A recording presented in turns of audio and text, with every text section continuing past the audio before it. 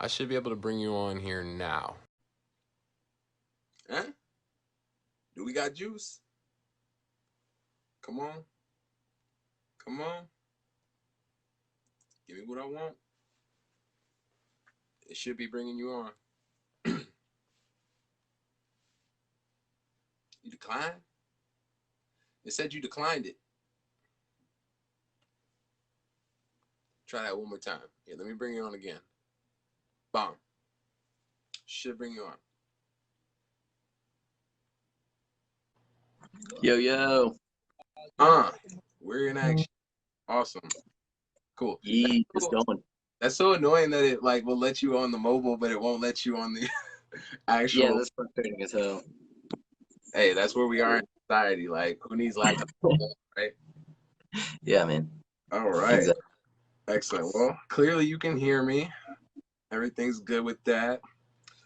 Awesome. Awesome. So I guess we're ready to get started. I got all my questions. I had them pulled up on my phone, so I had to like switch everything around since the camera didn't work. But Yeah, I got you. everybody in the chat who's watching this interview, thank you. This is awesome, exciting. But just before we get started here, I just wanted to announce that, the reason that I'm doing this is because I'm super interested in like all of you guys.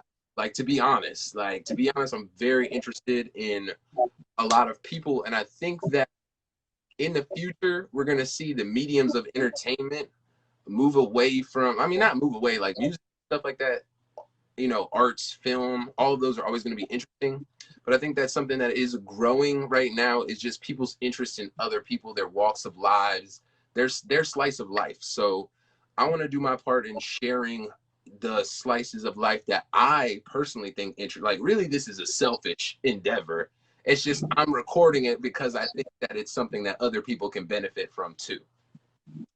So with that being said, I apologize that you're my test dummy, Liam, but I definitely, I definitely thank you for the opportunity. So, Oh, man, happy to be here. no, absolutely. And for anybody who doesn't know, I have the great Liam on the line. I don't know if you wanted to give out your last name because I know that's, government stuff. So, yeah, I was gonna It's say, all good. Yeah, name's Liam Bogart. Yeah, also on Facebook under Lucretius Caris. yeah. And what But made yeah, you pick that name? he's that's one of my favorite philosophers. Wrote De Rerum Natura, or On the Nature of Things. It's just fucking sick. It's a long poem about the nature of the world and the origin of the world and the origin of free will. Talks about how things like optics, math, geometry, language, religion, gravity, the explains the Big Bang, and yeah, came out like first century.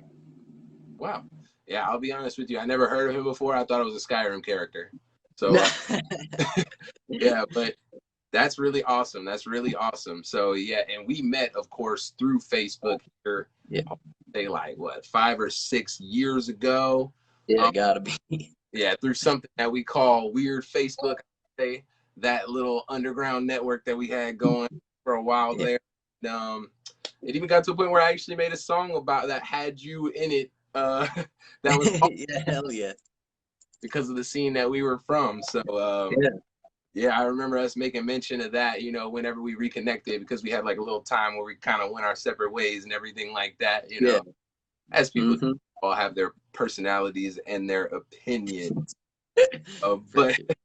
of course, what do you think actually about the state of weird Facebook now? Like, how many of those Yeah. people from back then are you actually still friends with? Well, so I've been slowly moving away from Facebook for a little bit because Right. it's been not, I don't know. It hasn't been serving the purpose in my life anymore that I think it used to. So I've tried to change the way that I engage with Facebook a lot. And that's sort of like how I got involved in Weird Facebook was me being bored of just seeing like my friends and family on Facebook. So I was like, I'm gonna start joining groups. I want to find new people.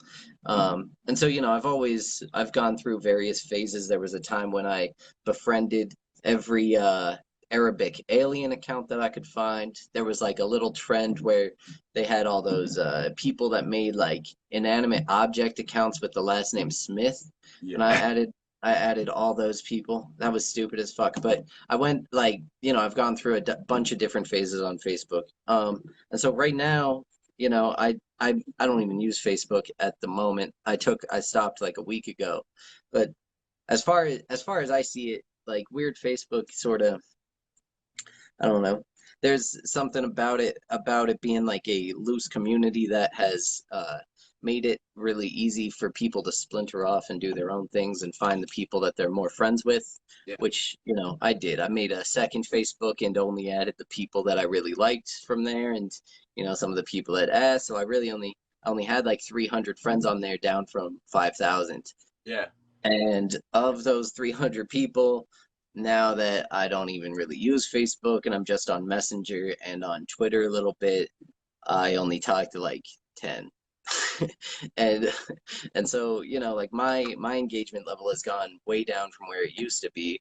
And from what I could see, that seems to be the general trend. Yeah. The people that were really big into connecting with a lot of people, bringing people together, running the groups, setting up meetups, that sort of shit, they're all, disengaging, moving on. People like, you got people like Odie Spinelli in Minneapolis. They were, a huge figure on Weird Facebook for a while there. You had people like Addie Bornman, may she rest in peace. We had people like Rain Terranova, or Bambi Terranova, as she goes by now, the pedophile.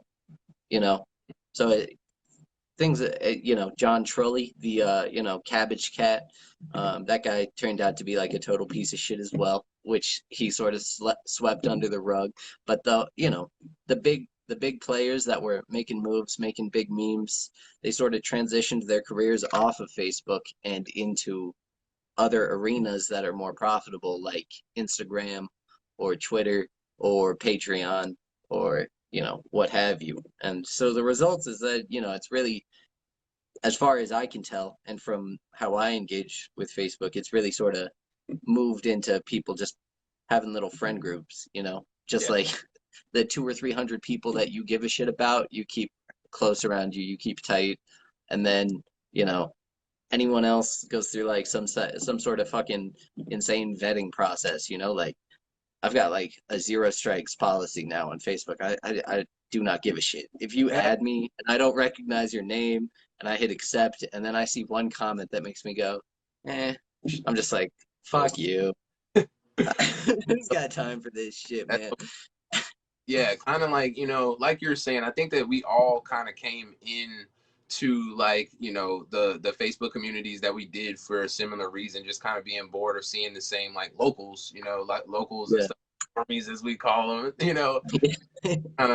kind of wanting some deeper content. Also, I feel like it drew a lot of people who maybe were from places that were not like a New York or Los Angeles, where a lot For of sure. different types of walks of life were like For accepted. sure. So getting this little slice of culture where it almost felt like you weren't so weird in this weird space was really, really awesome. Absolutely. But like you said, being that center for the outcasts and things like that sometimes will draw unsavory characters into the mix. We definitely For sure. a lot of that. And yeah, it had even got to the point where honestly, I was kind of like the same experience that I had where I was running away from like my local Facebook to go get this culture and experience from other places, sent me running back. And now most of this Facebook that I have is like mostly locals and stuff like that. Interact with Yeah. the people that are around me, because it's like, man, I done had too many people on weird Facebook say something to me. And I'm like, you're only saying this because I can't see you. So Yeah, I have exactly. locals around me, that we can at least protect each other. Yeah, for sure. But no, like you said, I do have a few good people from that time, still on there with me, and seeing their growth and development has been an amazing, amazing thing to watch. And I'm Yeah. happy everybody kind of like elevated on that same mentality of like, it was like a natural thing. It was because there was no like death of weird Facebook, but it kind of like everybody progressed and spread out into their own Yeah. thing. now we're seeing what they're doing, and we can appreciate them. People are getting married, having children, you know, just the normal. Really, yeah. But I want to take a step away from that and kind of go into you personally for a little while. Okay. Because I know when I met you, I believe you were living down in South Florida. So I was just, Yeah. I was wondering, like, where were you actually born? I was born in LA, California. Grew up Cincinnati, Ohio. And then I went to college in Maryland. And then I went and moved to Santa Fe straight after college. And then 3 months into living in Santa Fe with my girlfriend, we moved to Miami, Florida. Just sort of on a whim. Because our lease was up, so we said, you know, fuck it. Like we've never been anywhere, but we don't like how high the elevation is in Santa Fe, Yeah. and we don't like how dry it is. So you know, where's wetter than fucking Florida? So Nowhere. no, literally. So yeah, we went to Miami, and it sucked ass. And then we left Miami after like 6 months. You know, Expensive. yeah, it's expensive as shit. Yeah, it's expensive. The job market blows, and like the culture is so like heavily rich people oriented that there's like, you know, like I feel like I've never been stared at that much in my life, and I didn't even do shit. I'm Man, just walking around. just out and about. Yeah, like I mean, if you're just out on the street, like it is, if it's insane actually. I don't know. I've never been anywhere like it. And the drivers there are like fucking, I would describe them as spiteful, vindictive. like like they're trying to exact punishment on you for merging onto the freeway. It's like, bro, come on. That for sure. Oh my gosh, Yeah. very aggressive driving down there, and Yeah. that's a tight city too, man. That's a tight. Dude, yeah. Oh, I remember I was parallel parking on Biscayne for like 30 minutes because people just No. kept pulling up, pulling up, pulling up, would not let me like just do my. Nah. Oh, it's terrible. It's terrible. And they're gonna be pissed at you the whole time. Like they inconvenience you and then get mad about it. And then it's not even like you can say shit because people in Miami are fucking crazy and they will hop out of their car and beat you to death. So Yeah, you just got to keep it pushing. You're like, road rage is real. Yeah, for sure. yeah, You know who you're touching. You know who you're coming close to because Miami's a city where all kind of characters are. yeah, So it's like seriously, you never know. You never know. Man, that's yeah, awesome. So and you're in Colorado now, correct? yeah. I live in Denver now. So after we left Miami, we went and had the good fortune of being able to stay with my mom in Ohio again for a little bit. And we stayed there for a little bit and tried to figure shit out there. And then my girlfriend got a job offer here in Denver. So we moved here and, you know, I found a job and now we've been here for 6 months. Awesome. Yeah, Awesome. September, so 6 months, yeah. Awesome. And what is it that you do, if you don't mind me asking? Yeah, I work in IT, like, you know, uh, help desk type thing. So, you know, I work for a finance company here. So primarily it's nothing big, like it's not a huge company. So, you know, tell people turn their computers off, turn them back on again type shit. Install printers, manage their passwords, like, you know, that sort of stuff. And it's you know, it's pretty easy for someone who has a degree in philosophy and has never done IT shit besides like building my own computer. It's like the perfect job. That's what I remember when you like announced that you were making the move and going to work for this company and everything originally. I was like, whoa, you know, I didn't know if you were some deep programmer or something. I was like, man, it was getting into. That's awesome. Nah, I can't program for shit. I just like computers. I've been using them like my whole life, so you know, I just play video games and shit like that. And then as it turns out, you know, if you spend 20 years of your life like playing video games every day and like building your own computer, you know more about how computers work than like anybody over the age of 40 Yeah. in the entire world. So Right. you just, so it's like, you know, I got like I've done a little IT work in the past and then I, you know, buff my shit up on my resume and I know how to talk to people in interviews and all that. So I was able to land the job, but you know, I have no formal training. So it feels very fortunate. This is like an insanely fortunate job that I have.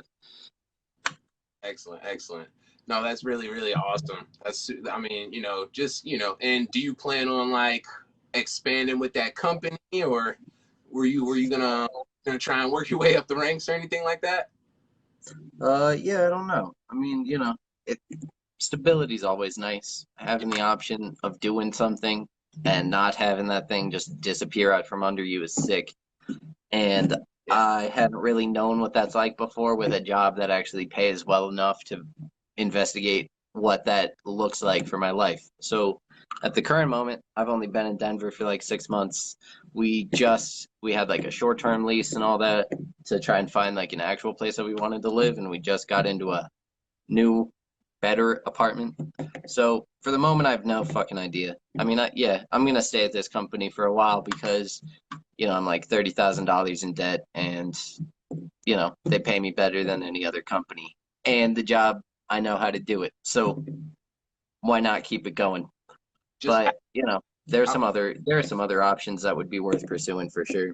yeah, of course, and always keep your options open. But like having a job at this time, having that stability is definitely an amazing feeling, and I count my Yeah, day that I wake up and I'm able to clock in to my job that pays me and affords me everything that I have. So yeah, for uh, real. I feel that sentiment. I definitely do. So I kind of wanted to like, just because it popped into my head as I was thinking about questions that I wanted to ask you in the interview, I kind of wanted Hmm. to address the initial conversation that we like had a disagreement about originally, to see Yeah. what your opinion of it was like now, because Okay. Yeah. because my opinion has changed or a little bit, but and I'm willing to admit something. But originally, I Yeah. went to Facebook and made a status saying that when people get their first tattoo in a visible location, that basically that was a cry for attention. And Yeah. I got a lot of backlash for that. Not only Yeah. you, it was like quite a few people were like, "What are Yeah. you talking about, bro? You sound dumb right now." I was very adamant. I felt a way. Like I felt like I was like, nah, this is the one. Yeah. Obviously now, I mean, so I guess what I was trying to say and what it melted down to is that like people who get it in a visual spot are obviously not afraid of it to be seen. Maybe I should have Yeah. so strongly in the beginning of saying they Yeah. want, they're begging for attention basically. But like I was saying that, I guess there's no judgment wrong where anybody gets their first tattoo if it's really what they want or anything like that. But I Yeah. was like, I feel like a lot of people in that community are like, you usually get your first tattoo where that like can't see or like kind of inconspicuous. But Yeah. who am I to judge? Um, that's funny actually, because I was just thinking about that the other day. So there's definitely like, I think I still primarily feel the way that I was arguing on the status, which is that, you know, tattoo placement has no inherent meaning to itself. So there is only a meaning that comes about from other perspectives. So primarily three other perspectives: the person who got the tattoo and their intent with getting the tattoo, the person looking at the tattoo and their interpretation of that tattoo, and then that particular tattoo and its location and whatever, cultural or societal significance that may have, Right. right? Because you know, so in the US, right, we walk around with our shirts on all the time, obviously, right? So I have two tattoos on my shoulders, like on the right side of my arm right there. So if I were to I don't generally think of those as being able to be seen, right? But then so, and I wouldn't say that I got them with the intent for them to be seen either. That's just where I got them. I didn't really have a reasoning behind it. Right. So, but then if you go, across the world, you go to, like New Zealand, and you look at like the Maori people, they didn't wear shirts for the most part when they were getting like tattoos that would Right. go over their whole chest, but also those tattoos weren't necessarily intended to be seen as the goal behind them. Mm, They had spiritual and cultural meaning, but they were obviously a public thing because their entire body was public. right. It's it's You know, clear. so that's like a pretty long-winded way of saying, like the placement of the tattoo is about, has its meaning derived from multiple sources, and trying to claim that one source has the authority over the others sort of, flies in the face of how you otherwise approach things in your life, because that way of engaging, of saying this is the way it is, this is how it always is, because I view it like that, is not usually how people engage with all aspects, but usually it's with one particular thing that they've spent a lot of time thinking about, or believe that they found like an objective engagement with. You know what I mean? Absolutely, absolutely. No, it definitely seems to be it's a subjective thing. It's very subjective, and clearly, like the nuance of tattoo, where they're derived from. I mean, the origins of them amongst the cultures, globally. Like I was looking at that with a very, very small scope of Hillsborough County, Florida. You know what I'm Yeah, saying? The, for sure. at high school who got their first tattoo, some dumb, something somewhere like Yeah. that. So yeah, it really wasn't a well thought statement to just put and just back so confidently. But I did, one thing that's actually funny about that is like if you think about it in the context of like a particular high school where it becomes like in vogue to get tattoos one year for all the seniors, because like that happens. That's like a trend. But then all of the seniors are getting like their first tattoos, but then the culture of it is like, well, like if you're really a badass, you get one that everyone can see so you can show off, yeah, and then the intent and the interpretation and like the cultural meaning of that tattoo all say like you want to be seen, like you want your tattoo to be seen, so like even if you do make known like the scope that you're approaching the situation with, then the type of statement like that makes a lot more sense, yeah, because if you say like, look, I'm just looking at my county here, like, you know there's 8,000 people here, I know 5,000 of them, right, all like every single person here who gets a tattoo you can see wants you to fucking see it, yeah. and it's like, whoa, okay, like I never thought about it like that, because I was taking a whole different scope to it. And there's nothing wrong with that. Even if you want to get a For tattoo sure. because you want somebody to see it, there's nothing wrong with that. Yeah, for sure. Yeah, there's really nothing wrong with that at all. But speaking of just like looks and appearances, I know that we've had some minor conversations personally, like one on one, just about like fashion, specifically just recently about those geo baskets that we were seeing, Yeah. and yeah, just what got you into high fashion? um when I was like, I don't know, I was like 15, maybe 16, and I had my first girlfriend, I think. And I remember just being like, damn, like I should just look better. Like this is like I have to be responsible for how I look. So I got to make these choices to the particular end of being a more attractive person. Yeah, And so, I started going through whatever means I thought that would be to look better. So originally, and I think this is pretty common with people who get into clothes, I was really into like fast fashion menswear. So like J. Crew, Brooks Brothers, um, Banana Republic, Gap, that sort of ugly stuff. and then, and I mean, yeah, you just look like a yuppie, just like 23-year-old fresh out of state school walking into their office job. And so I was like 16, and that's how I wanted to dress. And so yeah, I quickly joined forums, Style Zeitgeist, Style Forum, Super Future. Um, Spent a little bit of time in Fedora Lounge, a really niche place called Unwoven, the 4chan fashion board, the subreddit for male fashion and male fashion advice. And I just read like fucking everything I could find on it. And then started making purchases when I started getting money together when I was like 18, 19, and I was about to go to college. Um, But really, I mean, I was just drawn to to high fashion because I was like, I don't know. I think I saw the uh Rick Owens dunks, like the first version of the Geo baskets that got like copyright striked Yeah. by Nike, and then I saw the Margiela three-strap sneakers and the Raf Simons two-strap Velcro sneakers, and I was like totally taken.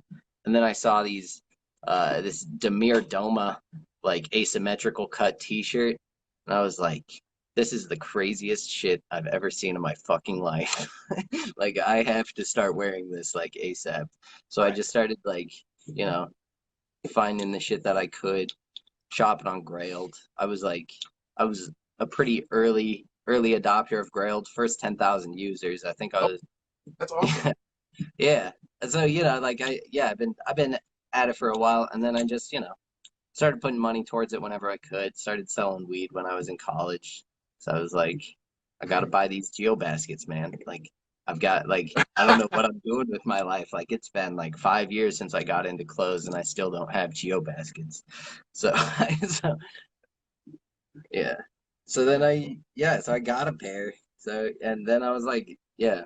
And it's just been like that, I just every few months I spend, 2 weeks or so paying attention to the sources that I've been ignoring for a while and then pick up where I left off with like purchasing stuff. And it's a pretty fun hobby. I like buying nice clothes.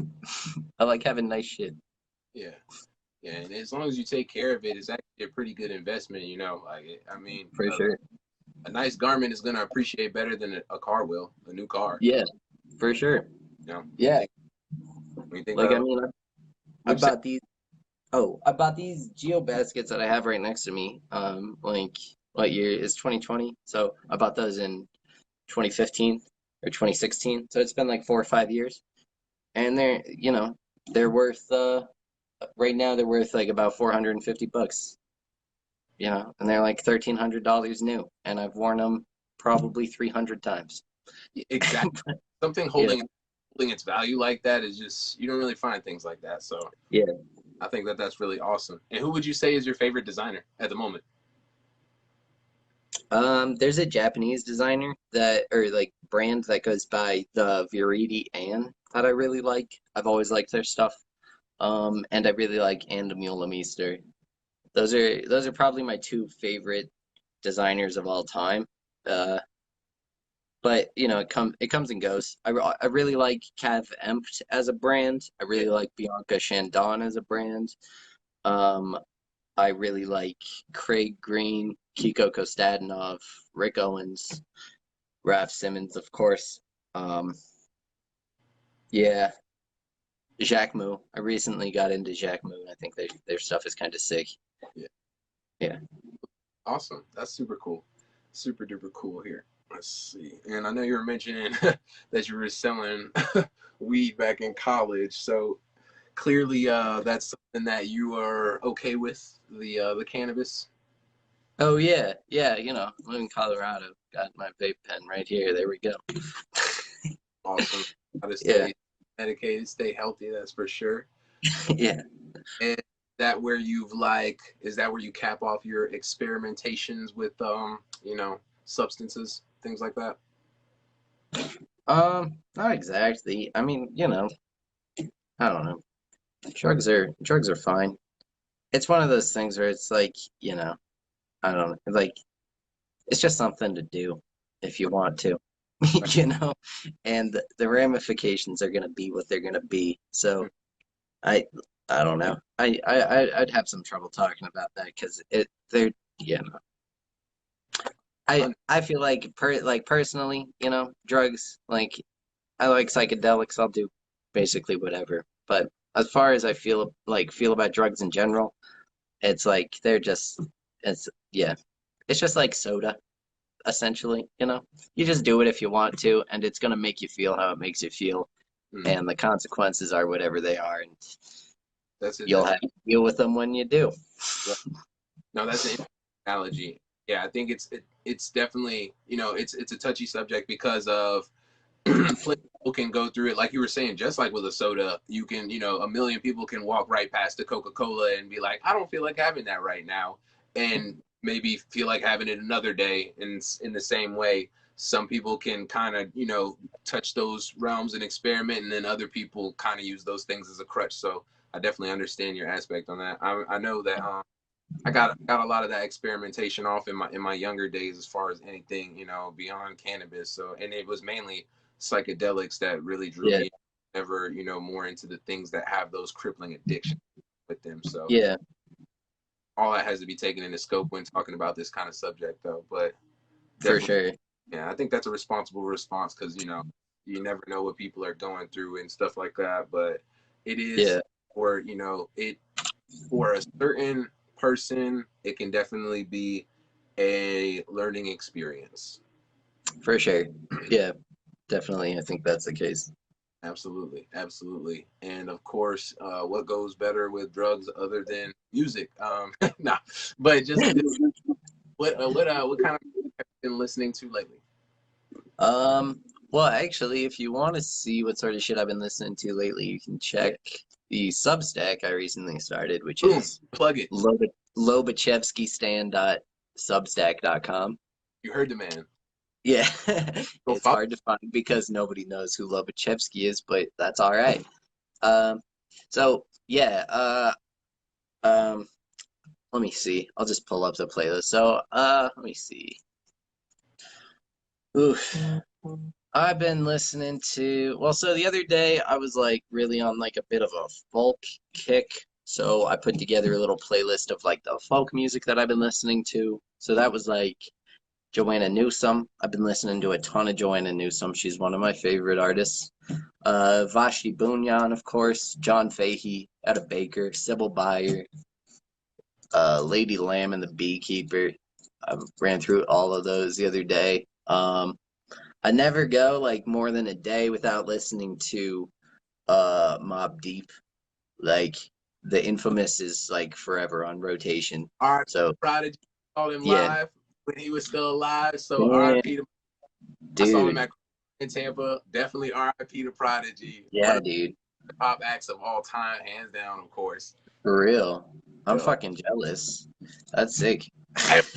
I I hold it near and dear to me now. Of course, I wish I was a little bit more sober so that I could like very focus. The picture that I took, it's so funny. I went back on my Instagram and saw Yeah, that it took. It's like a blade, looks like an oil smear, and I'm like Prodigy. I'm like, oh my deep, y'all. that's how it always is, though. I feel like you know, like concerts are just for the moment. The moment you're out of the concert, it's like impossible to get back there.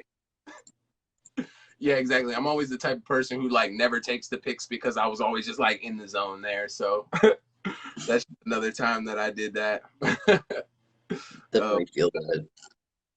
what'd you say? Oh, I said, yeah, I definitely feel that. I've been that person too. Excellent. And when you listen to music, would you say that you like pretty much, do you have like a genre that you pick for a day, or do you like switch vibes like really fluidly? Um, I would like to say that I go more fluidly, but it's usually pretty purposeful. The way I listen to music pretty mechanically because uh I can't, so I don't use streaming services at all. I only use a library on my computer that I've curated that I continue to add to. Wow. Uh, so I've got 93,000 tracks on there right now. Uh, and so, it like I'll wake up one day and be like, you know what, like I haven't been keeping up with new shit enough. So I go and I'll like load up SoulSeek and I'll load up, a few different music review sites to see what people have been talking about, and then I'll just start and like rate your music and shit like that, and I'll just start clicking through, searching up shit that I find that sounds like even remotely interesting, and then just add it to the collection, put it on, listen to it an album at a time from start to finish, make notes to myself like mentally about what I liked, what I didn't like. If I liked it, usually I'll look up what label it's on, click through the label, see who else is on the label, download some of their music, see Yeah. how that's going. Um, and so yeah, like when something like, when I want to listen to new music, that's the process I go to. But it can be months in between times when I really feel like going to new music, and I can really just get completely bogged down just listening to the same shit over and over again. Like I listened to that Draco the Ruler and Jug Season album, Thank You for Using GTL, like probably 150 times in like the 2 weeks after it came out. Hmm. And just like didn't listen to shit else. And you know, it just happens like that sometimes. Like something will really catch me, and then I'll just hang out there. I've been listening to a shit ton of Phoebe Bridgers recently. Actually, the album Punisher came out like a little bit ago, and And what just kind of before that, Stranger in the Alps. And both of those are fucking great. So I've been listening to those a lot as well. okay, what genre are those from? That's like folk music. Oh, okay. Wait, also I forgot actually. My favorite album in recent memory has got to be Baby Mother, Motherland. Came out 2 days ago. Insane. Just Wow. fucking. Were you friends with her on Facebook when she was on Facebook? Brittany Moore? No, no, no. So baby On mother, like she was like came up out of on that. Facebook. Yeah, Huh? she was like a weird Facebook person. Like she was like always posting like her new shit before it came out, like complaining about the shit going on with her managers and shit. And then Ah. and then she got a feature in The Fader and just like blew up. She Right. got Oh, a whole European tour, like tour all over like Western Europe last year or 2 years ago. Had a whole thing there. And then yeah, Motherland is like her big album, and it came out, and dude, it is just fucking awesome. It I'm is excited. so good. I'm gonna Yeah. check that. I'm definitely gonna check that out here because yeah, I've seen her name float around. I've seen around like you said, like a lot of people from those days that I still have on my Facebook. Mhm. A lot of support to her. I just honestly, I really don't listen to a lot of female rappers initially. Like it's just I haven't, unless it's something that's like thrown in my face. It really isn't something I check for. Mhm. But I'm gonna go look for that. Oh, I thank. just sent it to you on Facebook as well.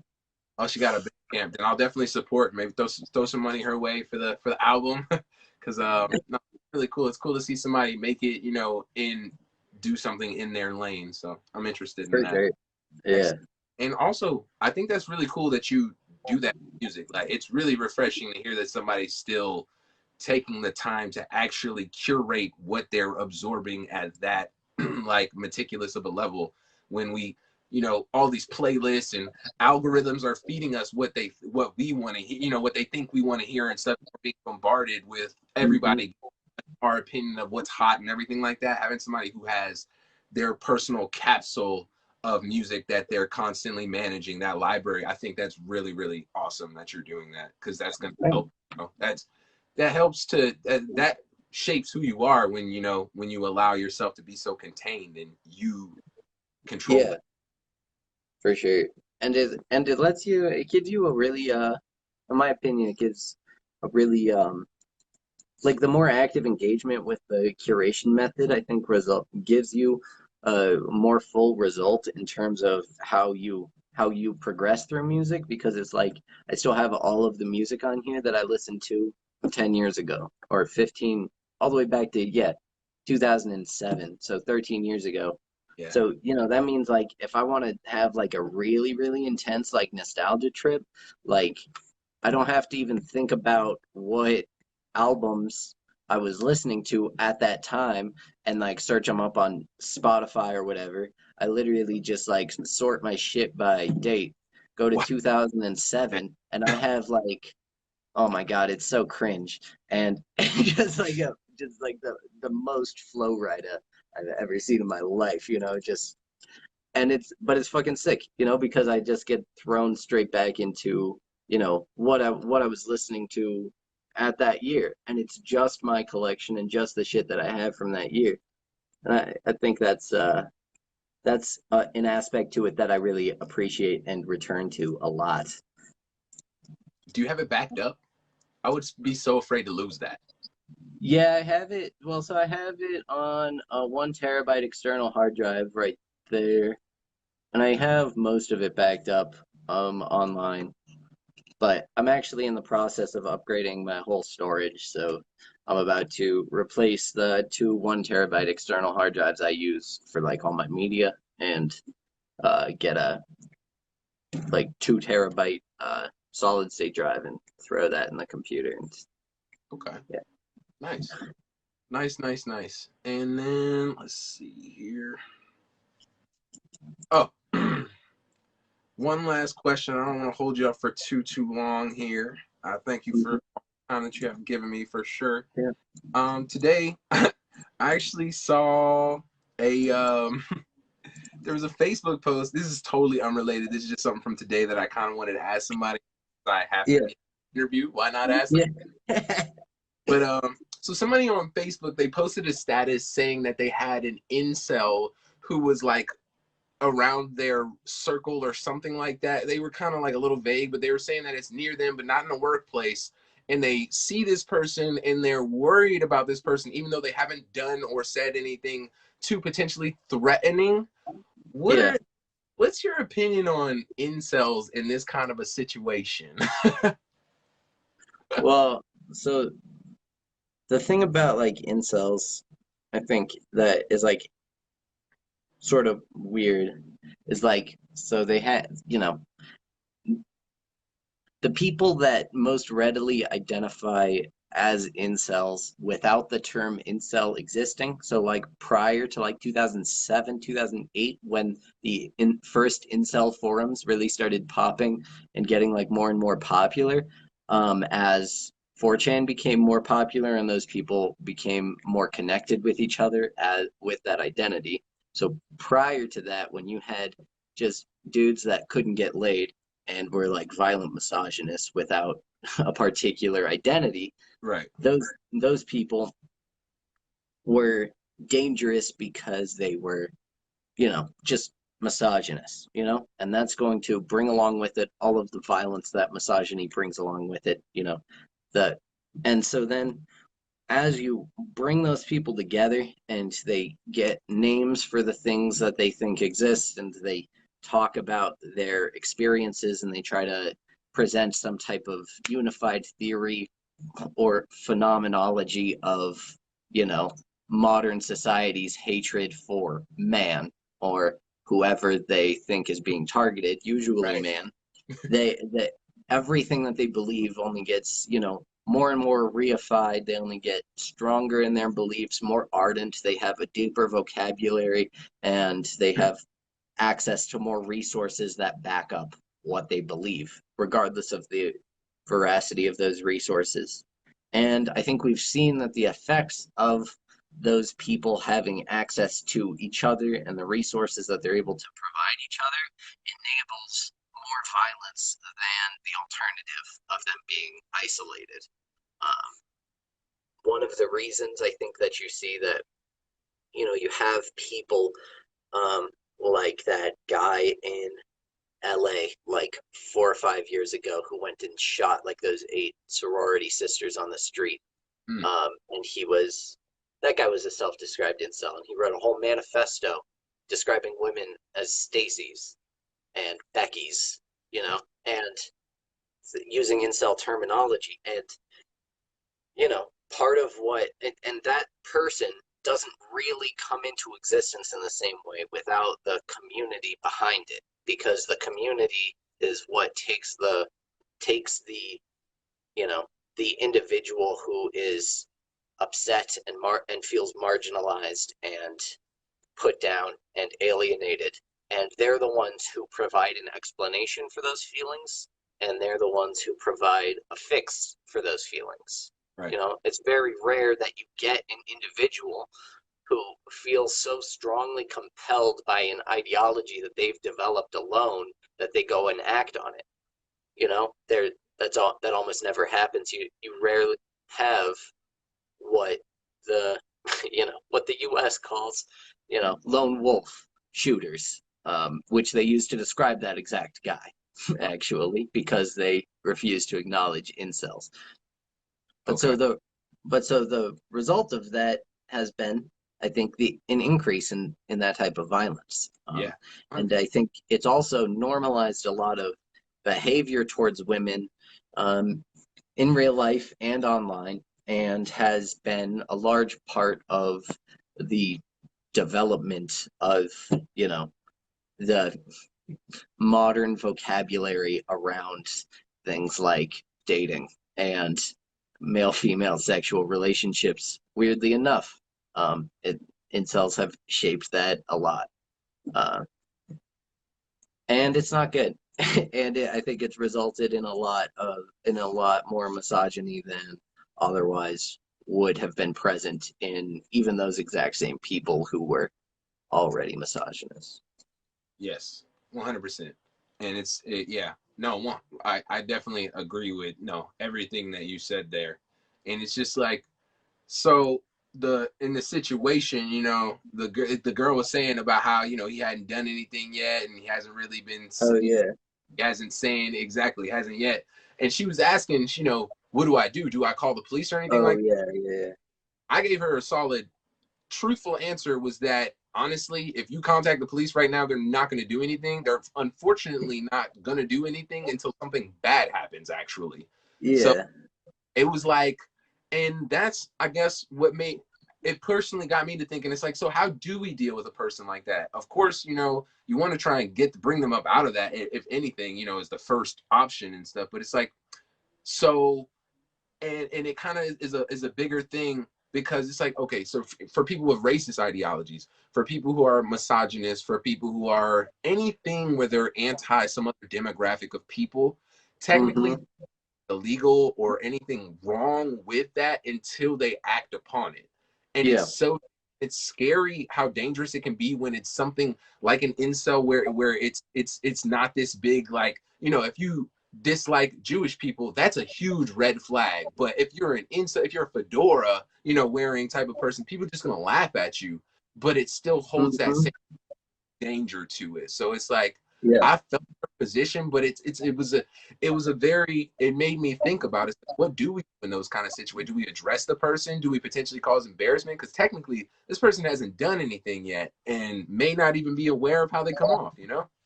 Yeah, for sure. Well, yeah, sorry, I totally forgot to answer the question. Just started talking about incels.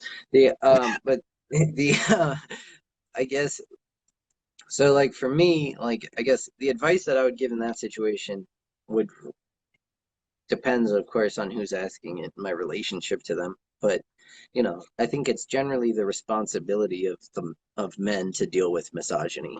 To Yes. fix misogyny, address it in whatever situations they see it. Um, and I think when it comes to a situation like you know, you're spending a lot of time around someone who is expressing views that make you deeply uncomfortable or question your safety around them, then Mm. you have to, you know, first figure out whether or not you want to, deal with that yourself, or if you want to, enlist the help of somebody else, Right. or if that's even your responsibility at all. Right. Um, and like, when I was in college, I was I lived on a dorm across the hall from a guy who, yeah, essentially, yeah, made me feel very similar vibes to what this person that you're who asked this question is describing. Right. And he made a lot of comments that used vocabulary that clued me into either him spending time on, uh, r/incel or r9k, or where have you, the incel forums. And I was pretty concerned about it, so I asked him to go to lunch with me, and we had like an hour and a half talk about that exact thing. Our time in college, and yeah, was a misogynist and treated women like shit, and that's it. So sometimes there's really nothing you can do. But I do think that, creating the situation or figuring out a situation in which, you're posing the most minimal risk of safety to yourself and others, addressing the situation, and then based on the other person's response, just disengaging from them and, you know, trying to make aware whatever affected parties there may be. Yeah. But yeah, it's that's not really something that can be handled on an individual level because the problem isn't, you know, it's not an individual person who's maladapted to a particular situation that needs some love and care to overcome. You know, it's somebody who has been fed a misogynist and violent and incorrect understanding of the world from the time that they were very young, and Yeah. now they feel entitled to women's bodies and actions and thoughts and time, and as a result of not getting these things that they feel entitled to, lashes out in order to try and send a message or get those things. And most often it takes the form of, you know, assault, just Yeah. sexual assault or otherwise, you know. And so Yeah. it's not, yeah, it's not um a problem that is, you know, usually fixable by one person. Mm. I do think it's important, like you mentioned, that men take it upon themselves to police because it's not, you know, it's something that we're gonna have to be able to change the culture, and we have to. I know, you know, guys. Obviously, the last thing we want to do, you know, for any sensible man is to, you know, take violence or take, you know, take to that course or anything like that. But it's, you know, we can't be afraid of addressing, you know, things like this that are awkward, that are maybe like, you know, people laugh and they you know, look that off. Like a lot of people were laughing at what the girl Mm-hmm. and stuff like that, but it's like I was actually asking out. This is a person in my community who if I had to step in and at least say, you know, do something, see something, you know, that in that way as a Right. man, that I was, you know, inquisitive about it in that nature, because it's gonna it takes us to, you know, with the death rate of women, you know, trans people, anybody that, you know, where the person Mm-hmm. is a, you know, is a violent male. It's not often, it's definitely not as often that you're going to see men dying from other people that you see men killing other demographics of people. So that's something that Mm-hmm. we have to be accountable for, that, and we have to control it. Even though we're not the ones actively killing people, we have to go that step further and say, well, we're going to protect and stop what we see. So I Yeah. definitely respect that. Well, with that being said, man, definitely thank you for a smooth and excellent first experience. Hell Um, yeah, bro. yeah, we have quite a few viewers here, so definitely appreciate everybody who checked us out. Give your playlist and your emailing list a shout out one more time. Oh yeah, lobachevskystan.substack.com. Excellent. And what is that exactly? It's just a Substack I post. So, you know, Substack is just a emailing list. So you sign up and I send out email once, twice, three times, however many times a week I end up doing it. You know, a little something. It's basically just going to be public facing journals. So how I feel, some thoughts on something. The first one I wrote was, you know, a little bit of some thoughts I had on Sartre's existentialism as a humanism as it relates to pedagogy of the oppressed. The second one I wrote was more just like some weird shit that I felt like writing. And the third one's going to be three different tellings of the same collection of moments that I had at one point. And everything that I write comes accompanied with a playlist that I've curated of songs from my collection of music that I think people might enjoy. Wow, that's really awesome. Count me in. I'm gonna be signing up for that. I'll probably ask you for a link to that, just because the spelling, but Yeah, I got you. no, man, I support that. I think that you're a very interesting person, which is why I brought you on here as the first one, man. So like, Bro, ah, appreciate it. You got a movement going here. no, I definitely appreciate you for even allowing me to take this much of your time. And Hell yeah. for everybody who didn't see in the beginning, I'm speaking with Mr. Liam Bogarts of Denver, Colorado. But he's a global entity, so don't try and Thanks, just bro. make him a local joker. This guy is international. But on that note, we're gonna be signing out for the evening. Thank you for everybody, Peace out. and peace out.